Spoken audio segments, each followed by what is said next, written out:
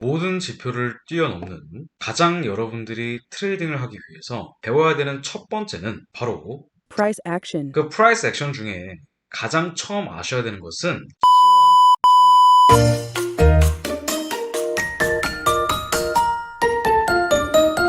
안녕하세요. 국내 1호 트레이딩 멘토 함원장입니다. 실제 300만원을 4억 5천만원까지 불린 실계좌 인증 영상이 우측 상단에 있으니까 한번 확인해 보시면 좋을 것 같습니다. 지지와 저항은 모든 기술적 분석의 기초이자 기본입니다. 물론 여러 가지 훌륭한 지표들이 굉장히 시중에는 많지만 이러한 보조지표는 말 그대로 보조인 지표일 뿐입니다. 그래서 우리는 이 지지와 저항을 제대로 10분 활용해서 차트를 보고 진입 타점과 손절 라인을 설정하는 데 있어 매우 유용하게 사용해 볼 수 있습니다. 여러분들이 아시다시피 추세는 상승 추세와 하락 추세가 있죠. 만약 어떤 종목이 계속 끝도 없이 떨어진다고 가정을 해보겠습니다. 그런데 여러분들도 아시다시피 영원한 하락은 없습니다. 일정 부분 떨어지다가 떨어지는 각도가 완화되거나 약해지는 구간이 반드시 오게 되고요. 이 구간이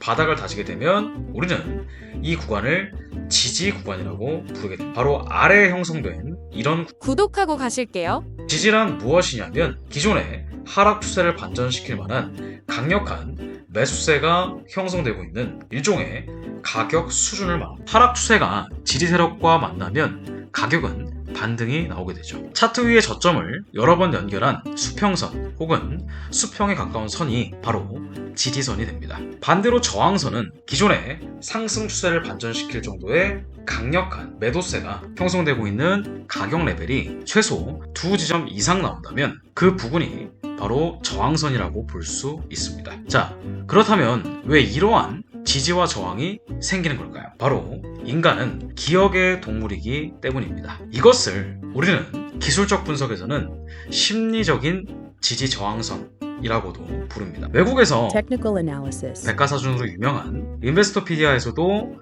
지지와 저항을 이렇게 정의하고 있습니다. 지지는 하락 추세가 멈출 것으로 예상될 때 일어나며 저항도 상승 추세가 일시적으로 멈출 것으로 예상될 때 일어난다. 이러한 지지 저항의 레벨들은 처음에는 제 멋대로인 것처럼 보이지만 결국에는 시장의 감정과 앵커링으로 구성되어 있다 라고 정의를 내렸습니다. 앵커링 효과라는 것을 한 번쯤은 들어보셨을 것입니다. 어떤 것을 기억하는 촉매제가 있다면 계속 그것을 바라보거나 할 때 머릿속에 무의식적으로 생각나게 된다 라는 심리적 용어입니다. 지금 이렇게 차트가 반등이 나오게 되는 것을 여러분들이 보셨을 때 이 지점이 만약 과거의 지지선이었다면 과거의 지지선이었던 부분이 새로운 심리적인 지지선이 되면서 가격이 저점에서 반등이 나온 것으로 우리가 해석해 볼 수 있습니다. 과거에 강하게 반등이 나왔던 소프트 존과 부딪히면서 다시 강하게 반등이 나온 것으로 우리가 해석을 할 수가 있고요. 이것은 필히 과거의 심리적 지지선과 맞물리면서 추세가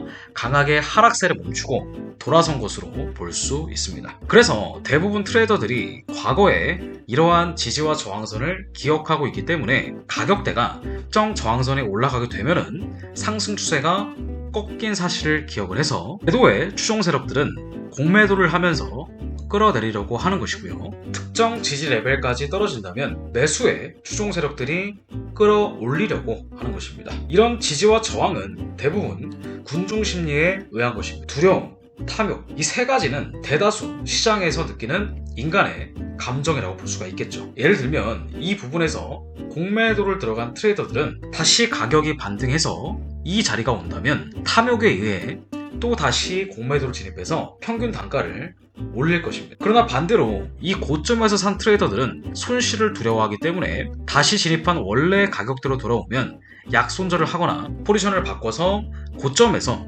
공매도를 시도합니다. 이런 대다수의 군중 심리들이 차트에 그려지게 되면서 지지와 저항을 생성한다 라고 보시면 돼요. 그리고 이 저점에서 강하게 반등이 나온 것은 바로 앵커링 효과에 따른 것입니다. 지금 보고 계시는 종목은 오일 종목인데 과거에 60불에서 반등했던 이 대다수의 기업들이 남아있기 때문에 실제로 60달러까지 급락이 나오자 강하게 반등이 나온 모습입니다. 바로 아래에 연두 색깔 박스의 하단이 60불이며 강하게 지지하고 올라가는 모습입니다. 즉 과거의 특정 가격대의 기업이 강하게 작동하는 일종의 앵커링과 수익을 더 많이 내려고 하는 탐욕의 심리, 그리고 손절을 하려고 하는 심리가 합쳐진다면 이것이 바로 집단 행동의 지지와 저항이 형성이 된다고 볼 수 있겠죠. 그렇다면 우리가 이 지지와 저항을 어떻게 효율적으로 판별할 수 있을까요? 우린 이러한 지지와 저항을 추세선과 이동평균선을 통해서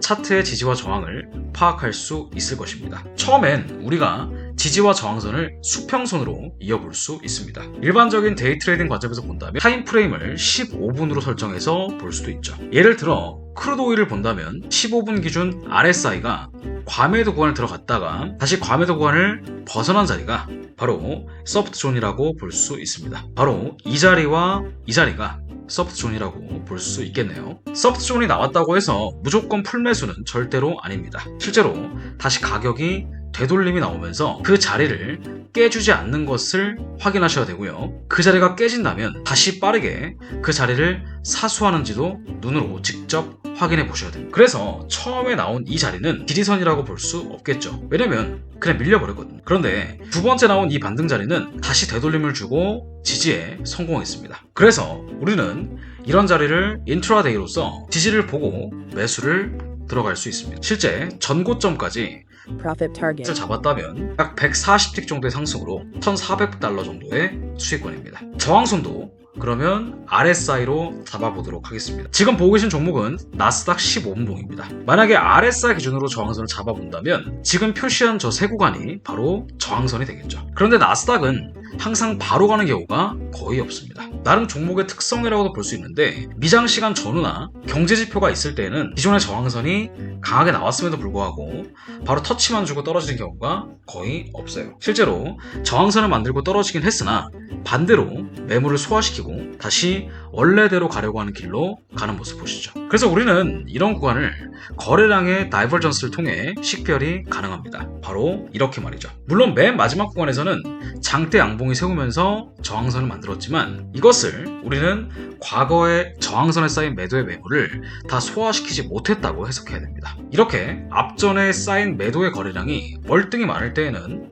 저렇게 피레침 형태의 거래량이 미장 부근에 나오다가 기존 저항선에 부딪혀서 강하게 추세가 떨어집니다. 특히 나스닥에서는 저런 구간이 많이 나오는 편이에요. 역으로 이용하면 돈을 엄청나게 벌겠죠? 고점부터 저점까지 대략 500포인트가 빠지는 구간이며 나스닥 한 계약 기준 거의 $10,000 이상의 수익입니다. 다음 강의에서는 저런 구간을 설정하고 고점과 저점을 조금 더 정교하게 타점을 잡고 들어가는 방법을 설명드리겠습니다. 지지와 저항은 대다수의 군중 심리로 만들어지며 금융시장의 대다수의 90%는 돈을 잃습니다. 이런 대다수의 군중 심리를 역이용해서 수익을 내셔야지 진정한 상위 1%의 트레이더로 거듭날 수 있습니다. 수백 명의 월천 트레이더들을 배출시킨 5일 이론 전자책을 네이버 카페에 무료 신청해 보실 수 있습니다. 현재 선착순으로 진행을 받고 있고 한 200분 정도 다운로드가 완료가 되었습니다. 네이버 카페 주소는 아래 고정 댓글에 달아두겠습니다.